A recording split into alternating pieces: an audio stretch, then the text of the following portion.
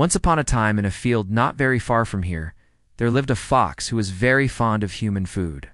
And this fox would often sneak into the nearby village to steal chickens and ducks and geese and pigs.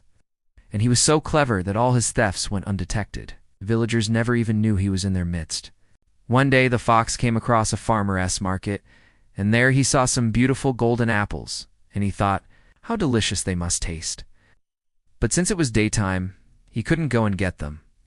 So the fox waited until nighttime, and then he went back to the market. But he was so full from all the eating he'd done that night that he was unhungry anymore.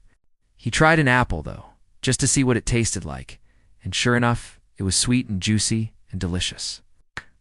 Now, the fox was proud that he was the only animal brave enough to steal from the market. I am the only one, he said, who is clever enough to come and go without being seen. Then he heard a voice say, that's quite a boast. Are you the only one who can run up the spire of the old church tower and grab a handful of stars from the sky? The fox looked up and saw an old badger sitting on a nearby wall. That sounds impossible, the fox replied. How could anyone grab stars from the sky? It isn't impossible for everyone, said the badger, but you're no great shakes as a climber, are you? I see your kind scramble up trees, but you don't exactly shine in that department, do you? The fox was furious. It wasn't easy being so clever and cunning. If only people would stop noticing his little quirks. He decided to prove to the badger that he was the greatest climber in the forest. I'll climb the church tower and get those stars, he said, and off he went. The tower was tall and slick, and the fox had never climbed anything like it before. But after a while he made it to the top, and he even managed to grab a handful of stars, or at least he thought he did. When he opened his paws, the stars were gone. They'd fallen to the ground below, and the whole town was covered with sparkling, shimmering dust. The fox felt terrible. He had nothing to show for his efforts, and he was very thirsty. He went looking for water, but every puddle and stream had turned to gold. Finally, he came across a little girl who was dipping water from a well. Please, little girl, he begged, can I have some water?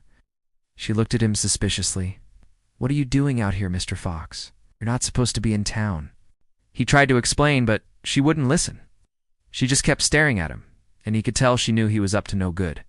So the fox took off, and the little girl ran into the house and told her mother about the strange, beautiful creature she'd seen in the well. It looked like a fox, she said, but it seemed almost magical. Its fur was the color of the stars, and it shimmered like gold. Oh, that poor creature, the woman said.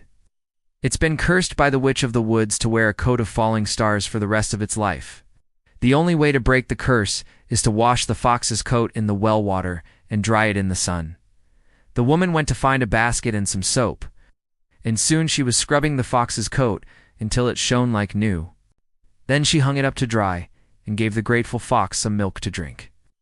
When the other animals heard about what had happened to the fox, they all went to the well to wash their coats, too. After all, who wouldn't want to be a little more sparkly? The little girl even washed her teddy bear. And so the witch's spell broke, and the animals were free from the curse. The fox felt lighter than air. He thanked the little girl and her mother and promised to stay away from the village. And although he never stole again, he never forgot the taste of those golden apples.